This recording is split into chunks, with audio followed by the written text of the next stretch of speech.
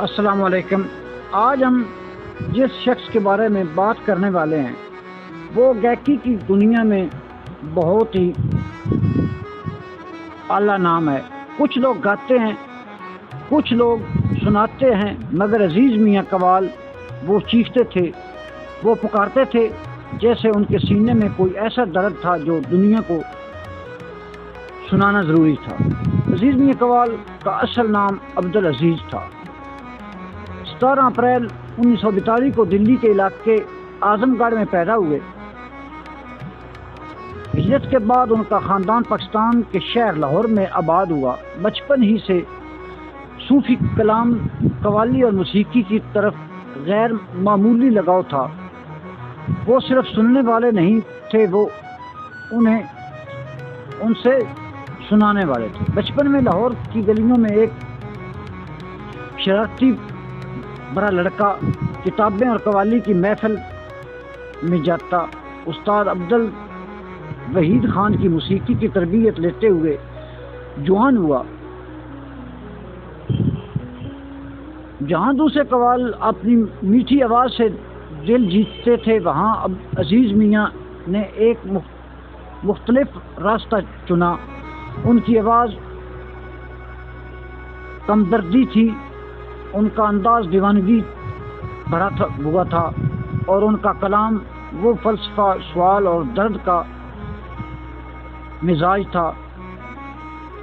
ان کی قوالی بہت سی ہے، مگر میں شرابی یہ صرف الفاظ یہ نہ تھے کہ معاشرے کے تضاد پر ایک چیخ تھی، ایک احتجاج تھا جو آج بھی سننے والے کے دل کو ہلا دیتا ہے۔ عزیز میاں قوال کو صرف موسیقی کار نہیں بتایا جاتا، انہوں نے اسے میزبان بنایا اور اقبال کے شعر اور صوفیانہ کلام کو اپنے خود کو لکھے ہوئے اشعار کو قوالی میں ڈالتے تھے۔ ان کا مشہور قوال تجھ کو معلوم نہیں، اللہ ہی جانے کون بشر ہے کوئی ایسا عشق یہ سب کو انفرادیت کا ثبوت دے۔ عزیز میاں ایک عام فنکار نہیں تھے، وہ محفل میں بیٹھ کر شراب، عشق اور خدا پرست بحث کرتے تھے۔ کچھ لوگ انہیں گستاخ کہتے، کچھ انہیں عشق حقیقی، مگر حقیقت یہ ہے کہ وہ اپنی قوالیوں میں انسان کی اصل کمزوریوں اور سوالوں کو بے نقاب کر دیتے۔ عزیز میاں قوال نے صرف پاکستان میں نہیں بلکہ دنیا بھر میں اپنی پہچان بنائی۔ ان کی قوالیوں کو ترجمہ یورپ، امریکہ اور مشرق وسطی میں ہوا۔ جہاں نصرت فتح علی خان کا روحانی نرمی کے لیے جانا جاتا تھا، وہاں عزیز میاں کو چیخ، احتجاج اور سچائی کی علامت سمجھا جاتا تھا۔